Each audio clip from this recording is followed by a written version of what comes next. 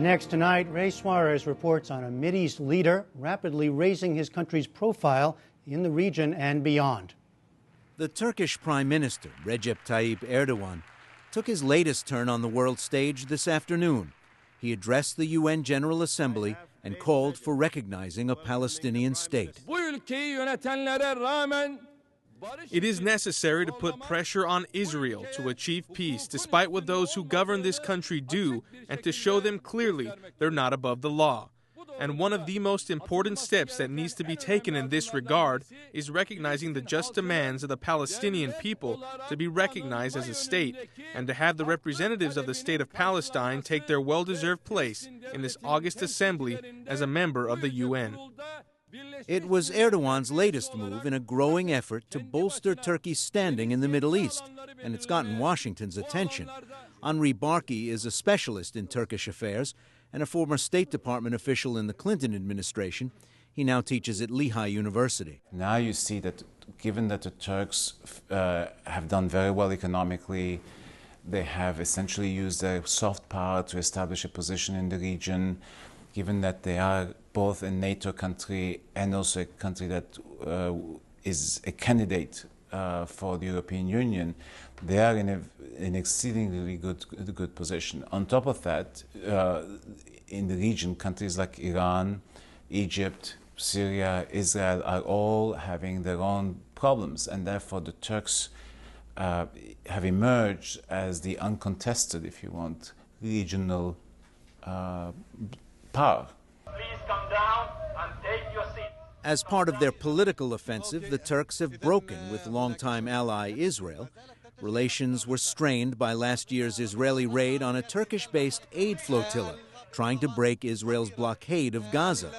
9 people were killed. Last month, the Turkish government again demanded an apology, and again the Israelis refused. Turkey then kicked out the Israeli ambassador and renewed a threat to have Turkish Navy ships escort future aid flotillas. Erdogan addressed the issue at a meeting of Arab foreign ministers last week. The conditions we have set are still in effect and must be met in order for Turkish-Israeli relations to return to normal. So long as Israel does not apologize, so long as they do not pay reparations to the victims' families, so long as they do not lift their naval blockade to Gaza, Turkey-Israeli relations will not return to normal. That appearance was part of what you might call the Turkish leader's Arab Spring tour. He received a warm reception in Egypt and met with that country's Prime Minister, Essam Sharaf. And Erdogan was lauded in Libya on Friday. He greeted crowds and later discussed Turkish aid for the new government and potential investments.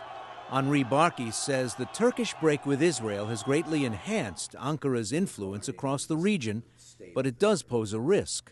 Turkish-Israeli relations are in a low point, the lowest point they have been in a very, very long time. What I worry is that they actually can go even lower. And that's the big danger at the moment. The worrisome part is that an accident may happen in the high seas, something else. There are many other incidents that can take place that will make the relationship even worse. And that would also be very dangerous, obviously, for the United States because it will involve the United States. There's also been a new flare-up off the divided island of Cyprus, long a flashpoint between Turkey and Greece. Greek Cypriots and a U.S. partner started drilling for offshore oil and gas this week. But yesterday, Erdogan signed an agreement to help Turkish Cypriots conduct their own exploration, and he warned the Turkish military would protect them. Today, the Greek Cypriots announced they'd be willing to share any energy finds. All of this has added to Erdogan's widespread support back home. His Justice and Development Party won re-election by a landslide 4 months ago, giving him a third term. But even as he seeks a larger profile in the wider world, his government faces many challenges. They include a stalled bid to join the European Union, failed attempts to get a new constitution, and an increasing terrorist threat.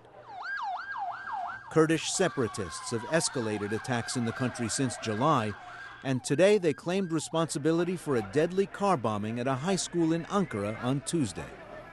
At the United Nations tomorrow, the Palestine issue will continue to be center stage, with speeches from Palestinian President Mahmoud Abbas and Israeli Prime Minister Benjamin Netanyahu.